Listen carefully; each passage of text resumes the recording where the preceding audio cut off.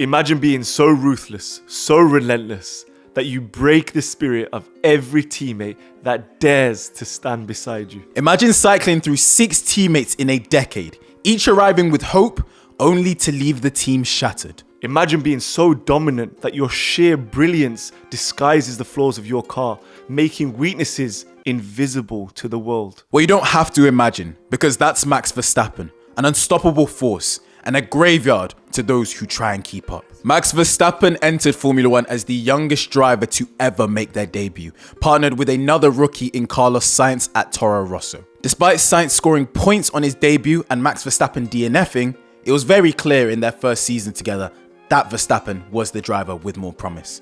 He significantly outscored Sainz, and that would go on to happen in their second season together as well. Well, half season, because at Red Bull, Daniel Kvyat was having a bit of a struggle at the start of the 2016 season. The interesting part about the Sainz-Verstappen partnership in the early days was the relationship that they didn't build, because that would come to haunt Sainz later on. Meanwhile, at Red Bull, something was brewing.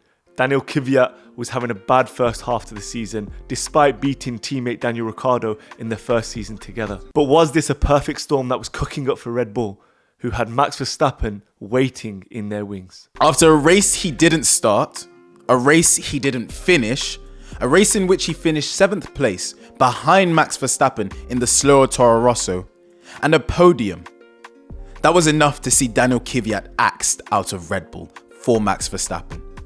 But was it the correct decision? Well, it looked like it, because at the very next race, Max Verstappen became the youngest driver to ever win in Formula 1.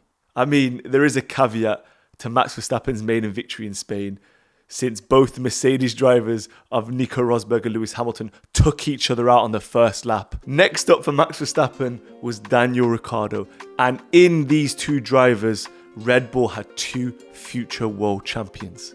So how was it going to end? Bear in mind, Daniel Ricciardo was in his 5th full season in Formula 1, 6th in the sport altogether. So early on, it was quite obvious he was the more experienced and reliable driver of the Red Bull pair. In 2017, Max Verstappen beat Daniel Ricciardo in every single head-to-head stat, except for the one that matters, points. But in 2018, that's really when things between the pair got tasty. But he's going to try and dive down. And suddenly have crashed. They've gone into each other. Daniel Ricciardo late braking. Couldn't stop in time. Max Verstappen was right in front of him. What's worse about this, and what annoys me still to this day, is what Helmut Marko said afterwards. Was there a double movement? Did Max cause it by moving again in defence? It was a racing accident between the two. There's not more fault on one or the other side. How the was that a racing incident? This is for me what started the preferential treatment Verstappen got over Ricciardo. And this is what led to Ricciardo's biggest downfall of his career. His ego became his own enemy. And it was understandable, because up to this point in the season, Max Verstappen was yet to beat Daniel Ricciardo in a race. But there's one thing about Verstappen that he's shown us across the entirety of his career. Piss him off, and he will destroy you. Over the next 17 races to close out the season, Max Verstappen finished ahead of Daniel Ricciardo in 14 of them. And Daniel Ricciardo was on his way out of Red Bull because he had been displaced by the guy that looked like the future face of the sport. But despite Red Bull favouring Verstappen over Ricciardo, they never really wanted Ricciardo to leave, and they tried their absolute best to keep Ricciardo, but Ricciardo wanted a number 1 status. Renault came calling, they gave him a 70 million a year contract, and Ricciardo left. And since then, this has been a breakup that neither party has been able to recover from. Not only did this start the slow end of Daniel Ricciardo's career, but this also marked the beginning of the Red Bull second seat curse. The key thing to remember is at the time, Red Bull was still producing some absolutely fantastic talent. At Toro Rosso, Pierre Gasly was proven to be an absolutely fantastic prospect, and he would be the next one to become Max Verstappen's dancing partner. But he didn't have very long there. Just 12 races at Red Bull. He finished in the points in 9 of those 12, but was beaten by Max Verstappen in 11 of them, and lapped in 2 of them by his teammate. During his final race with Red Bull at Hungary, Pierre Gasly hinted at the idea of him having a different car to Max Verstappen after a poor practice session. Helmut Marko described Pierre Gasly after his time with Red Bull was done as being too obsessed with beating Max Verstappen instead of just getting confidence and slowly building up to the pace that Verstappen had. So out Gasly went by the summer break. Replacing him was another promising driver in Alexander Albon. And to be fair to him, he started off well. In their remaining 9 races between each other, he boasted a 5-4 head-to-head record in Max Verstappen's favour. And he nearly got his first podium of his career at the Brazil Grand Prix if it were not for Lewis Hamilton.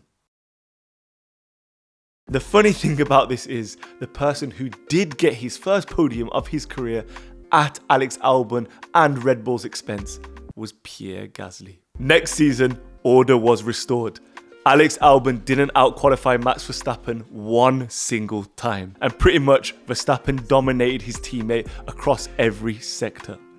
Alex Albon did manage to get a few podiums, but again, he was denied his first podium by whom? By Lewis Hamilton in Austria. This guy is such a fun leader. Let me not say too much. Alex Albon has spoken so many times about how his confidence was shattered next to Max Verstappen.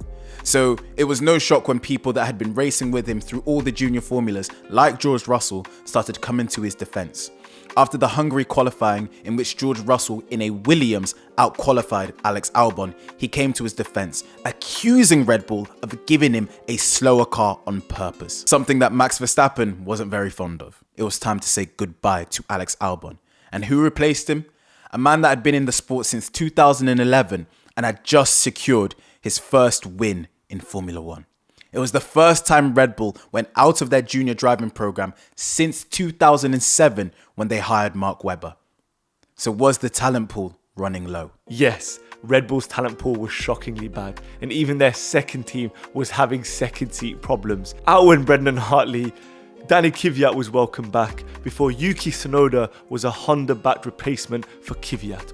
All of this was to partner Pierre Gasly, who was a race winner now, but yet still not deemed good enough for the top team. In came Perez now, but the first season he was a total bitch for Max Verstappen. He was used like a pawn, like a good second driver it must be said, in Max Verstappen's first championship victory, his first title battle with Lewis Hamilton, in one that he won, albeit in acrimonious circumstances. In their second season as teammates, Max Verstappen was established as the best driver on the grid, and it wasn't close.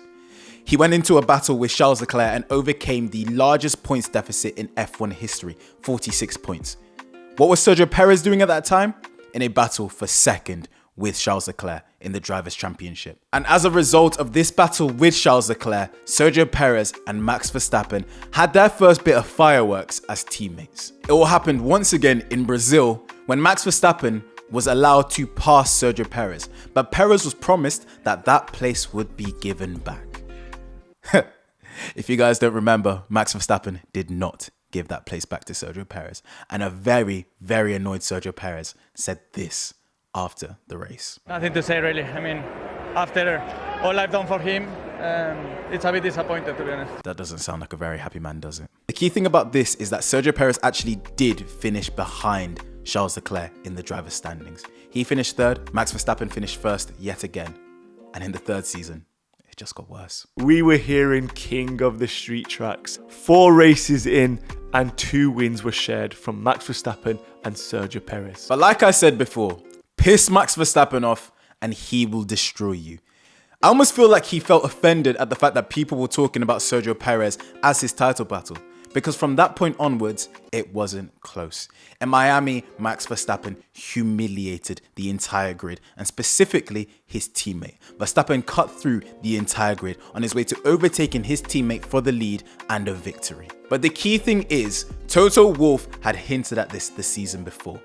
Red Bull didn't have the best car, they had the best driver, and he was masking a lot of problems. Sergio Perez's performances continued to decline as Max Verstappen continued to win races, continued to break records and won another championship. But at this exact same time, Sergio Perez was going into walls. Sergio Perez was crashing at Monaco. Sergio Perez was dropping further and further and further back and ended up nearly losing second place in what was arguably one of the most dominant cars in F1 history to Lewis Hamilton, who's in a car by, at the end of the season, probably the third fastest car on the grid. Sergio Perez was a shell of himself, while Max Verstappen, well, he just had one of the most dominant seasons in F1 history. The final season of Sergio Perez was a very sad one. It was like watching someone close to you dying. You knew what the result was going to be at the end of the season. He was having a bad performance after a bad performance after a bad performance, and it was hurtful to watch. And the reason why it was hurtful to watch was because we were all finally understanding that it was Red Bull's fault. I don't think Red Bull would admit this. They never admit this publicly until now. Actually, we're starting to hear this. But people like Toto Wolff, like we've shown you, knew it was the car. Perez was screaming it out, it's the car. But unfortunately, Red Bull are cutthroat. They are the worst in the business. Look what they did with the other drivers. So by the time it came to Abu Dhabi, the final race, when we all knew Sergio Perez had gone, even Max Verstappen came to his defense, saying that for the past decade, Sergio Perez was labeled as a great driver, and all of a sudden he's not. So Perez became, sadly, another one of the dominoes that fell at Red Bull's expense, but we all believed until this point it was him. Controversially, Red Bull picked Liam Lawson to replace Sergio Perez. Many people thought it should have been Yuki Tsunoda, who had just beat Liam Lawson head-to-head as teammates. Lawson was brought into RB to replace the real man they wanted to replace Sergio Perez, but he wasn't performing. And that man was the ex-Daniel Ricciardo. Afterwards, reports would come out that Red Bull actually looked at Carlos Sainz as a potential teammate for Max Verstappen, but Verstappen wanted no part of that. There were also reports that Max Verstappen also did not want Yuki Tsunoda as his teammate, so Liam Lawson was the only alternative, and Red Bull's talent pool was clearly running so dry. In Liam Lawson's time as Max Verstappen's teammates, they embarrassed him. He experienced one of the most embarrassing things as an F1 driver, as he was ousted after just 2 races at Red Bull. In the first race at Australia, he qualified 18th, and then crashed out the Grand Prix, and then at China, where he qualified last in the sprint, qualified last in the Grand Prix, and finished 12th. That saw him replaced by Yuki Tsunoda, the man that many of us thought had proved himself to be good enough to be at Red Bull many seasons ago. But Red Bull didn't want him. Yuki Tsunoda was there because of Honda, not because Red Bull wanted him. So now he has his chance. Helmut Marko says they're going to give him until the end of the season to prove himself. We asked you guys if you thought that he would be given till the end of the season. This is what you guys said.